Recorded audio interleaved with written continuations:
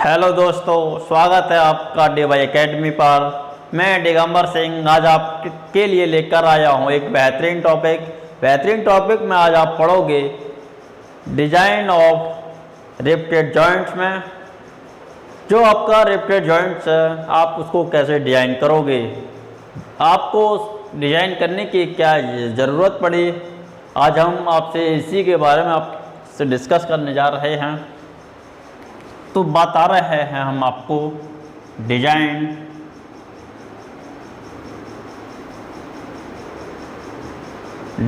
Of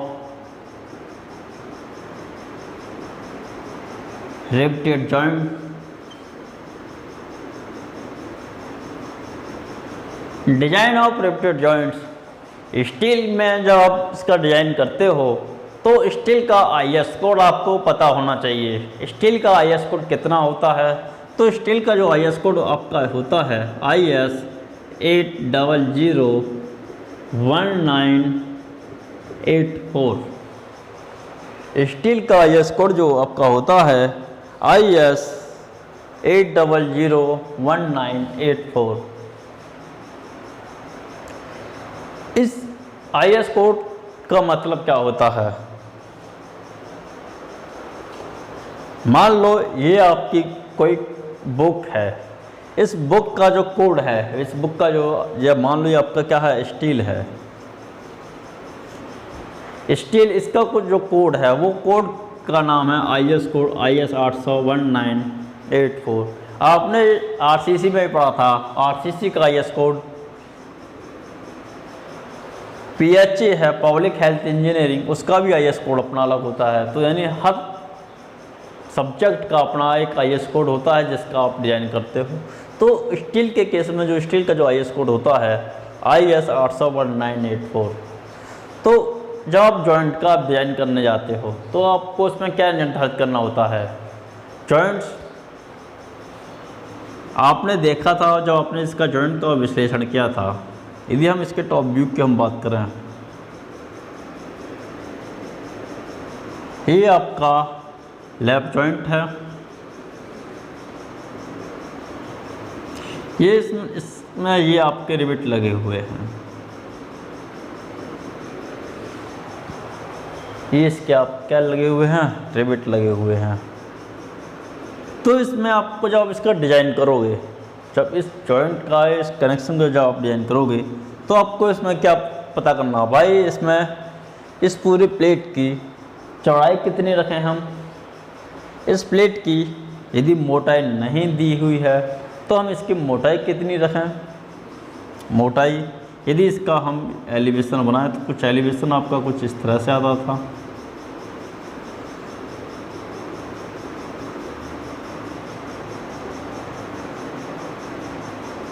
ये आपका यहाँ पर रिवेट था। इसकी या तो हमें इसकी चौड़ाई पता करनी है, ये इसकी मोटाई है T। इस प्लेट की हमें मोटाई कितनी रखनी है। इसमें जो आपका रिवेट लगाए हो, इसमें किस डायामीटर के रिवेट लगाए जाएं और कितने रिवेट लगाए जाएं तो इस लोड P को आसानी से बेयर कर ले। यदि हम बात करें, यदि हमें इस प्लेट पूरी विड्थ की हम बात ना करके हम इसकी पर पिच की भी हम बात कर सकते हैं। विश्लेषण में आपने पढ़ा था, हम बात करते थे पर पिच की, यानी एक जो आपकी पिच है वो कितना लोड आपको बेयर कर लेगी। यानी ये पिच हमने आपको बताया था, पिच आपकी सेंटर से सेंटर, दो रिवेटों के सेंटर से सेंटर के बीच की दूरी होती है। यानी जो आपका ये लोड आ रहा है, इस लोड को रेसिस्ट करने के लिए हमें इस जॉइंट में कितनी पिच की हमें आवश्यकता होगी। तो बात कर रहे हैं हम पहला पॉइंट, सबसे बेसिक पॉइंट आपका क्या है, ये आपका जॉइंट कैसा होना चाहिए, इकोनॉमिकल होना चाहिए। इकोनॉमिकल मतलब मितव्ययी होना चाहिए, मितव्ययी मतलब सस्ता होना चाहिए। पहला पॉइंट आपका ये क्या होना चाहिए, आपका मितव्ययी होना चाहिए। पहला पॉइंट। दूसरे पॉइंट क्या बात करें, जो इस लोड को रेसिस्ट करने के लिए हमें इसकी कितनी पिच चाहिए, हमें आप इसका पिच हमें निर्धारित करना है। अगर मान लो यदि इस प्लेट की हमें मोटाई दी हुई हो तो इसका डायामीटर जो आप रिवेट लगाए हो, बड़े आसानी से इसका आप डायामीटर ज्ञात कर लोगे 5।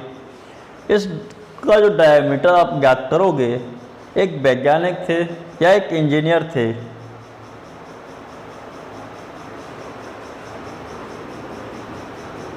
जो आप इसका फाई ज्ञात करोगे, रिवेट का जो आप डायामीटर ज्ञात करोगे, तो इसको रिवेट का डायामीटर ज्ञात करने के लिए एक आपके इंजीनियर थे,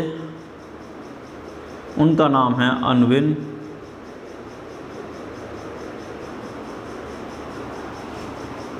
उन्होंने एक फॉर्मूला दिया था, वो आपका फॉर्मूला था 6.05√T। यहाँ से आपका डायमीटर निकल आता था। यहाँ पर जो आपका T है, ये आपको रखना है mm में। आपसे पेपर में सीधा सीधा इस फॉर्मूले को भी पूछ लेता है। आपसे पेपर में यदि प्लेट की मोटाई दी हुई हो तो हमें कितने डायमीटर का हमें रिवेट लगाना है, आपसे ये भी पूछ लेता है। तो यदि आपको प्लेट की मोटाई दी हुई है तो बड़े आसानी से हमें इसमें किस डायमीटर का हमें रिवेट लगाना है, इससे बड़े आसानी से आप पता कर सकते हो। अब बात करें इसमें, इस पूरे कनेक्शन में कितने हमें रिवेट की आवश्यकता होगी, तो कितने रिवेट की आवश्यकता होगी उसको आपको ज्ञात करने के लिए आपको पता करना पड़ेगा इस रिवेट की वैल्यू कितनी है। रिवेट वैल्यू जिसे बोलते हैं आप, रिवेट वैल्यू क्या होती है, एक रिवेट मैक्सिमम कितना लोड आपका बियर कर सकती है। तो जब आपको रिवेट वैल्यू पता हो जाएगी, रिवेट वैल्यू को डिनोट करोगे आप R से, तो जब इसकी आप वैल्यू पता हो जाएगी रिवेट वैल्यू की, तो आप ये आसानी से बता दोगे कि इस कनेक्शन में आप कितने रिवेट आपको यूज करने हैं। तो ये कुछ कॉन्सेप्ट इनका आप ध्यान रखोगे तो आप डिज़ाइन बड़े आसानी से कर लोगे। मैं आपको एक एग्जांपल बताता हूँ।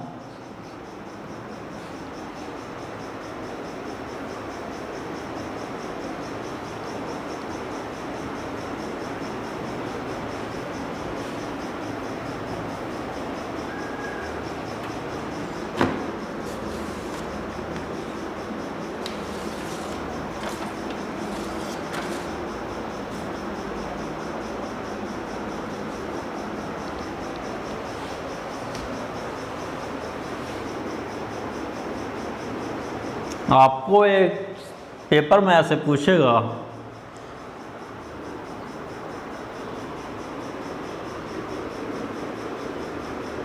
बारह mm और 14 mm मोटाई की दो प्लेटें हैं। इन दोनों प्लेटों को लैप जॉइंट से जोड़ा जाना है।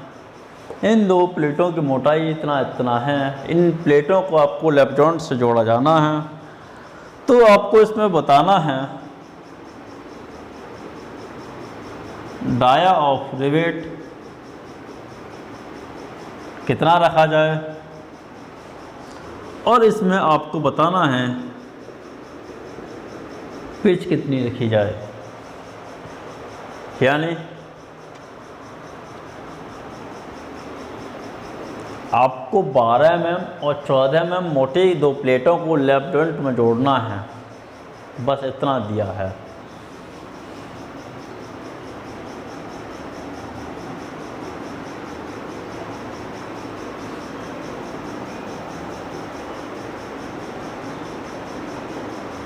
इसकी मोटाई 12 mm है और इस वाली प्लेट की मोटाई 14 mm है।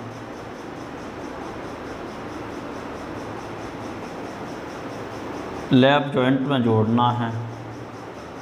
मैं यहाँ पर आपको बता रहा हूँ सिंगल रिवेटेड जो रिवेटिंग की गई है, एक पिच में आपकी एक रिवेट है, यानी सिंगल रिवेटेड है। यदि आप इसका डायग्राम कुछ टॉप व्यू बनाओगे तो टॉप व्यू कुछ इसका इस तरह से आएगा।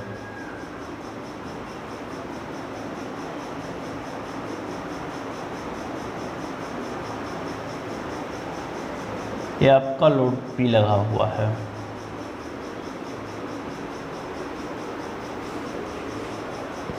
तो इसमें आपको डाया ऑफ रिवेट ज्ञात करना है और ये आपको पिच ज्ञात करना है, यानी पिच आपको ये जो दूरी है आपको ये ज्ञात करनी है। तो अब ज्ञात कैसे करोगे? मैंने अभी आपको बताया था, लगाओगे यहाँ पर अनविन फार्मूला। तो अनविन फार्मूला जो आपका होता है 6.05 रूट ऑफ टी। अब यहाँ पर टी जो है कौन सी प्लेट की मोटाई ली जाए, तो प्लेट की मोटाई वो ली जाएगी इन दोनों में जो सबसे कम हो। सबसे कम इसमें 12 और 14 में 12 mm है। तो D बराबर 6.05 रूट ऑफ 12, यानी यहाँ से आप डायमीटर निकाल लोगे।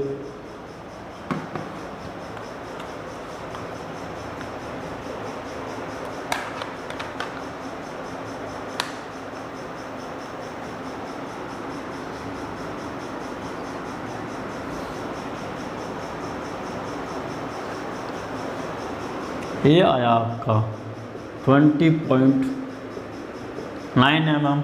अब इतने mm का आया तो होता नहीं है, तो अब आप यहाँ पर कौन सा डायमीटर लगाओगे? डायमीटर आपका जो होता है, अगर मैं बात करूँ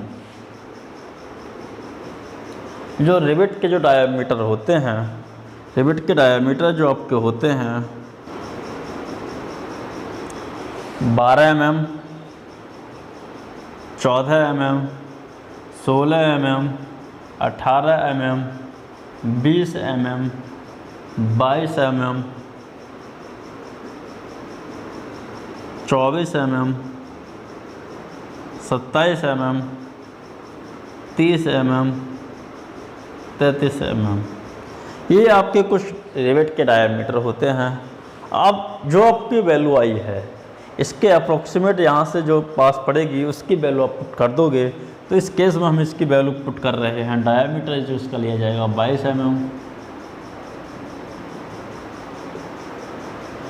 यानी आपका एक सवाल यहाँ पर सॉल्व हो जाता है। डाया ऑफ रिवेट हम इस पर 22 mm का यूज करेंगे डाया। अब बात आती है पिच की। अब पिच आप कैसे याद करोगे? इन वैल्यूओं को आपको याद कर लेना जो आपकी जो रिवेट मार्केट में उपलब्ध होते हैं। 12 mm, 14 mm, 16 mm, 18 mm, 20, 22, 24 mm, 27 mm, 30 mm, 33 mm, कुछ इस तरह के आप डाया के आपके रिवेट मार्केट में आपको अवेलेबल मिलेंगे। तो इसी हिसाब से आपको रिवेट का डायमीटर यहाँ पे लेना है। ये नहीं आप ले लिया भाई यहाँ पर डायमीटर D = 21 mm। अब इस डायमीटर का रिवेट तो होता ही नहीं है। जिस डायमीटर का रिवेट होता है उसी को वैल्यू को आप लोगे। आपको पिच और ज्ञात करनी है।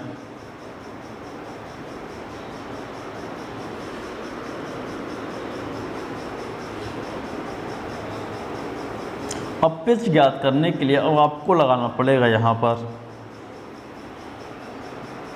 जुगाड़। देखो आपको यहाँ पिच याद करनी है। पिच का फॉर्मूला आपको P - D, यानी ये आपकी पिच है यहाँ से यहाँ तक। इनमें कितना रिवेट आ रहा है? एक रिवेट आ रहा है D इंटू थिकनेस, यानी प्लेट की मोटाई जो कम होगी वो ली जाएगी, इंटू स्ट्रेस की वैल्यू। ये बराबर होनी चाहिए किसके? जो अपने यहाँ पर रिवेट लगाया हुआ है। ये रिवेट की वैल्यू सबसे कम किस में आएगी? या तो शेयर में कम आएगी या आपकी बेयरिंग में कम आएगी। यहाँ पर यानी एक आपकी वैल्यू बताई थी हमने आपको रिवेट वैल्यू। रिवेट वैल्यू क्या होती थी? शेयर में और बेयरिंग में जिसमें रिवेट आपका सबसे पहले फेल होता था वो आपकी रिवेट वैल्यू होती थी। यानी सबसे पहले जो रिवेट फेल होगा वो आप यहाँ पर रख दोगे, जो भी वैल्यू आएगी यहाँ से आप पिच ज्ञात कर लोगे। तो सबसे पहले हम यहाँ ज्ञात करेंगे जो आपका रिवेट है वो रिवेट कितना लोड आपका बियर कर लेता है। अब यह कनेक्शन आपका लैप जॉइंट है, शेयर प्लेन आपका एक होगा। तो शेयर के केस में हम बात करें तो π/4 d² into stress tau π/4 dia कितना लिया जाएगा 22 mm है, इसमें प्लस कर दोगे 1.5 mm तो ये आ जाएगा 23.5 mm।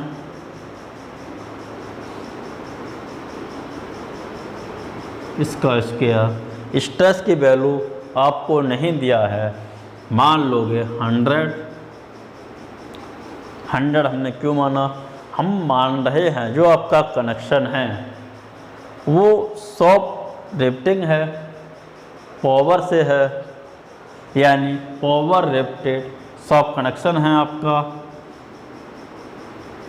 यानी जो आपकी रिवेटिंग करी गई है वो वर्कशॉप में मशीन के द्वारा करी गई है।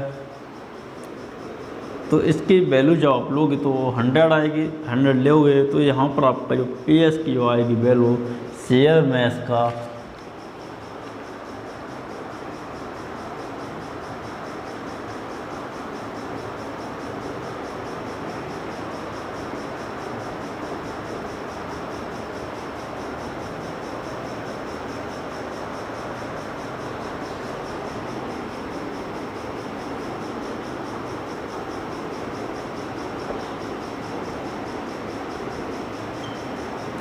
शेयर के केस में इसका वैल्यू इतना आया। अब बात करें हम बियर के केस में, तो बेयरिंग के केस में आपको फॉर्मूला पता था D/T/σB, डायामीटर 23.5, थिकनेस जो कम होगी 12 और 14 mm 12 mm, सिग्मा बी की वैल्यू 300 mm बेयरिंग के केस में। तो यहाँ से जो इसकी वैल्यू जो आएगी बेयरिंग में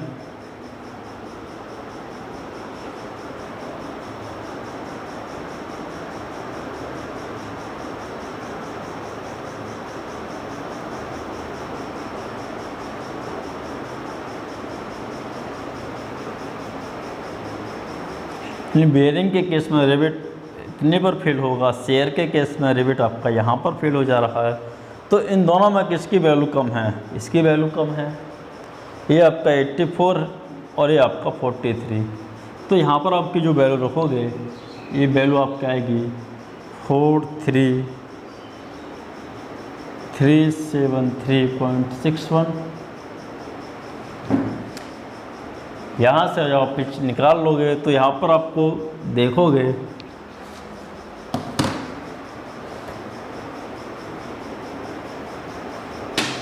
पिच आपको ज्ञात करनी है, डायमीटर आपको पता है 23.5, थिकनेस प्लेट की मोटाई 12 mm, सिग्मा कितना लिया जाएगा 150 लिया जाएगा।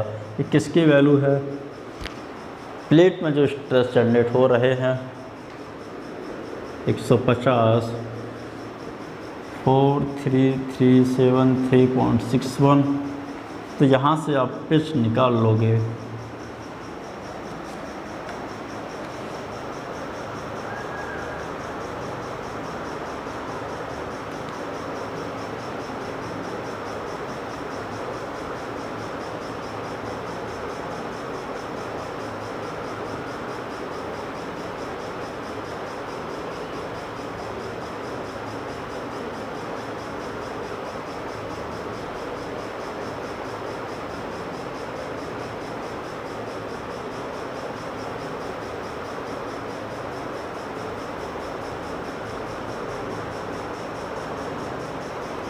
तो इसकी जो वैल्यू आई यहाँ से ये आई 47.59 mm।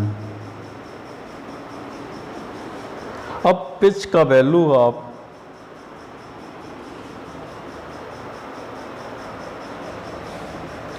पिच 47 mm यानी 48 mm आप रखोगे। अब अब आपको पता होना चाहिए जो आपका जो मिनिमम पिच का क्राइटेरिया होता है,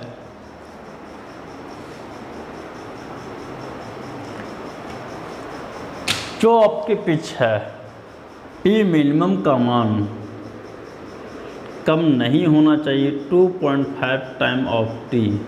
यहाँ पर जो डी है वो डायमीटर है रिवेट का, रिवेट लगाने से पहले, यानी साधारण डायमीटर। साधारण डायमीटर कितना है? 22 mm। इसकी यहाँ से आप वैल्यू देखोगे तो ये आपकी जो वैल्यू आएगी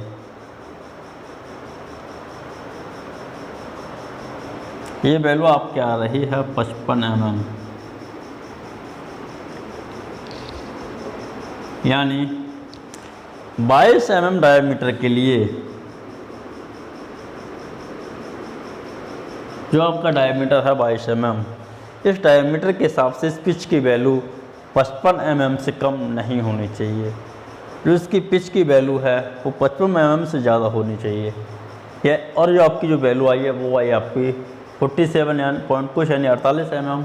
तो इस केस में आप यहाँ पर पिच की वैल्यू आप कितना लोगे? पिच पी बराबर जो आया है आपका वो 55 mm। आपको यहाँ लिखना पड़ेगा जो पी आपका जो कैलकुलेट है ये आपका लेस देन है पी मिनिमम के। तो इस केस में तो जो आपका जो पिच जो लिया जाएगा वो लिया जाएगा आपका 55 mm। आप इसे लिख सकते हो। अब आपको पता होना चाहिए मिनिमम पिच के केस में तो आपको 2.5 times of diameter of rivet ये आपका मिनिमम पिच है। मैक्सिमम पिच आपका कितना लिया जाता है? मैक्सिमम पिच की हम बात करें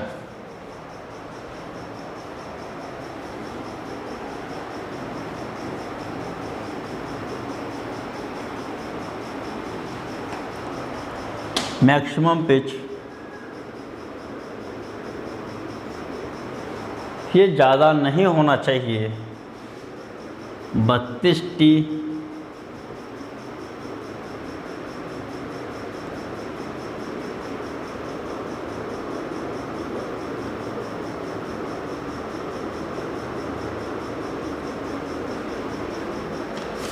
कहाँ या 300 mm, यानी मैक्सिमम पिच की जो वैल्यू है 32 टी और 300 mm, इन दोनों में से जिसकी भी वैल्यू कम होगी उससे ज़्यादा पिच का नहीं होना चाहिए। ये जो पिच ली गई है ये टैकिंग रिवेट यानी आबद्ध रिवेट उनको लेकर के ये वैल्यू ली जाती है। टैकिंग रिवेट क्या होते हैं? जैसे कि आपका ये कनेक्शन है तो कुछ रिवेट इसमें ऐसे लगाए जाते हैं, उन रिवेटों का स्ट्रेंथ से कोई लेना देना नहीं होता है, वो एक दूसरे जो मेंबर हैं बस उन दोनों को जोड़े रखती हैं। तो मैक्सिमम वैल्यू जो है पिच की 32 टी या 300 mm, इनमें से जो भी वैल्यू कम आएगी उससे ज़्यादा नहीं होनी चाहिए। अगर हम बात करें टेंशन के केस में, टेंशन के केस में मतलब ये आपका कोई कनेक्शन है, इस पर ये टेंशन स्ट्रेसेस आ रहे हैं, टेंशन लोड लगा हुआ है, तो इस केस में मैक्सिमम पिच की जो वैल्यू है वो आपकी 16 टी या 200 mm, इन दोनों में से जो कम होगी उससे ज़्यादा नहीं होने चाहिए। एक केस बनता है आपका कंप्रेशन। यदि ये कुछ कनेक्शन कुछ इस तरह से है, इस पर लोड कुछ इस कंप्रेशन में आ रहा है, तो कंप्रेशन में इसकी जो मैक्सिमम पिच की जो वैल्यू है वो ज़्यादा नहीं होनी चाहिए 12 टी या 200 mm से। अब आपके दिमाग में एक सवाल जनरली उठना चाहिए, ये 12 टी और 16 टी टेंशन और कंप्रेशन में बदल कैसे जा रही हैं? मैं आपको बताऊं,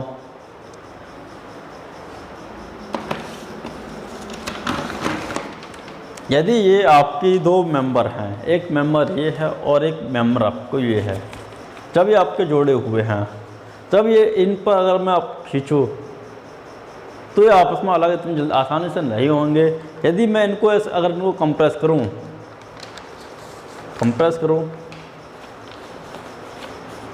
मतलब जब मैं ऐसे कंप्रेस कर रहा हूँ तो आपस में क्या हो जा रहे हैं, खुल जा रहे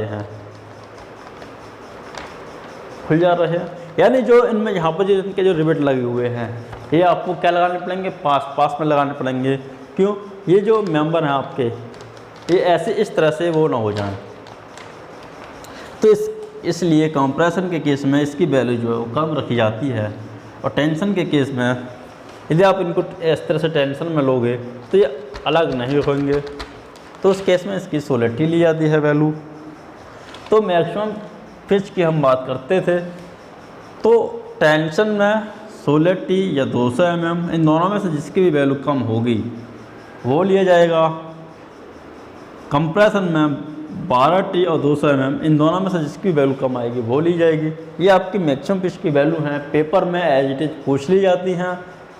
आपसे सवाल भी पूछ लिया जाता है कि प्लेट की मोटाई इतनी है, आप इस जो आपका मेंबर है इस पर टेंशन लोड आ रहा है, तो उसमें मैक्सिमम पिच की वैल्यू कितने से अधिक नहीं होनी चाहिए।